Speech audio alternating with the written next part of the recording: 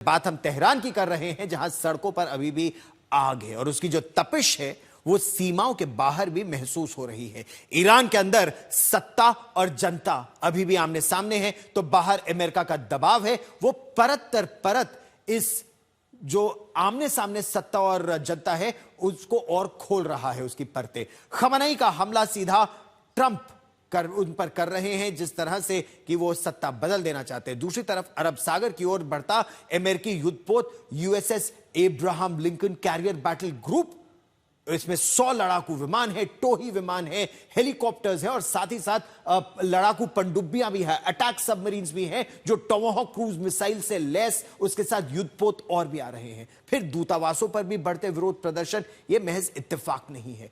प्रश्न यह है कि क्या जिस तरह से सऊदी अरब और कतर और तुर्की ये कह रहे हैं कि बातचीत से ही सत्ता परिवर्तन का रास्ता निकल सकता है, क्या बातचीत के जरिए बिना युद्ध किए वो सत्ता परिवर्तन होगी? मध्य पूर्व एक और बड़े संकट की ओर बढ़ रहा है और यह संकट जिसका असर केवल खाड़ी के देशों पर नहीं, पूरी दुनिया की अर्थव्यवस्था पर होगा। देखिए ये स्पेशल रिपोर्ट।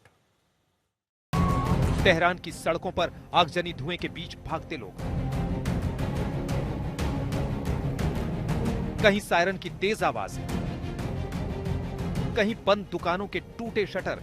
कैमरे में कैद गुस्सा और डर, इसकी तीव्रता वैसी नहीं जैसी पहले थी। विरोध की आवाज के खिलाफ सरकार के समर्थन की दीवार इतनी ऊंची खड़ी हो गई कि ईरान में प्रदर्शन की शक्ल सूरत बदल गई। जहां सड़कें प्रदर्शन की आग में जल रही थी, वहां खामेनेई के समर्थक डेरा जमाए हुए हैं। लेकिन ऐसा नहीं कि विरोध में खड़े लोगों ने सरेंडर कर दिया हो। ईरान में सत्ता और जनता के बीच खाई और गहरी होती जा रही है। इस बीच ईरान के सर्वोच्च नेता अयातुल्ला अली खामेनेई ने राष्ट्र को संबोधित किया। खामेनेई ने अमेरिकी राष्ट्रपति डोनाल्ड ट्रंप पर सीधा हमला बोला। उन्होंने कहा कि अमेरिकी राष्ट्रपति ने तोड़फोड़, आगजनी और हत्या करने वाले समूहों को ईरानी राष्ट्र कहकर संबोधित किया है। यह ईरानी जनता पर लगाया गया एक घिनौना आरोप है और इसके लिए अमेरिका को जिम्मेदार ठहराया जाना चाहिए। ईरान पर जमीन के साथ साथ समंदर में भी दबाव बढ़ रहा है। अमेरिकी का बाहुबली विमान वाहक युद्धपोत यूएसएस अब्राहम लिंकन तेजी से ईरान की ओर बढ़ रहा है। संदेश साफ है, वॉशिंगटन किसी भी हालात के लिए तैयार है। तनाव का असर कूटनीतिक स्तर पर भी दिख रहा है। यूक्रेन, यूके, न्यूजीलैंड, स्लोवाकिया और पुर्तगाल ने ईरान में अपने दूतावासों के सभी कामकाज अस्थायी रूप से बंद कर दिए हैं। ये कदम इस बात का संकेत है कि हालात को लेकर अंतर्राष्ट्रीय समुदाय कितना आशंकित है।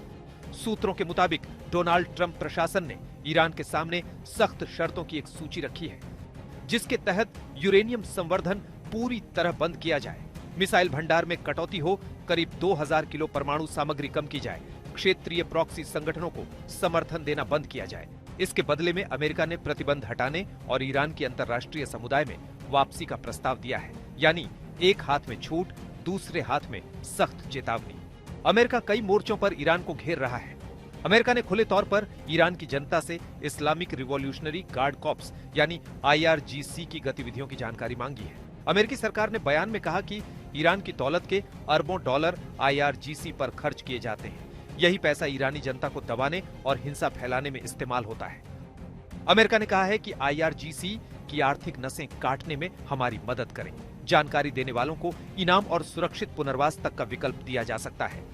एक तरफ आर्थिक प्रतिबंध, सैन्य दबाव और खुफिया अपील, दूसरी तरफ राष्ट्रवाद, सत्ता का सख्त रुख और अमेरिका पर सीधा आरोप। ईरान अमेरिका के बीच ये सिर्फ बयानबाजी नहीं, बल्कि शक्ति प्रदर्शन की खुली लड़ाई है।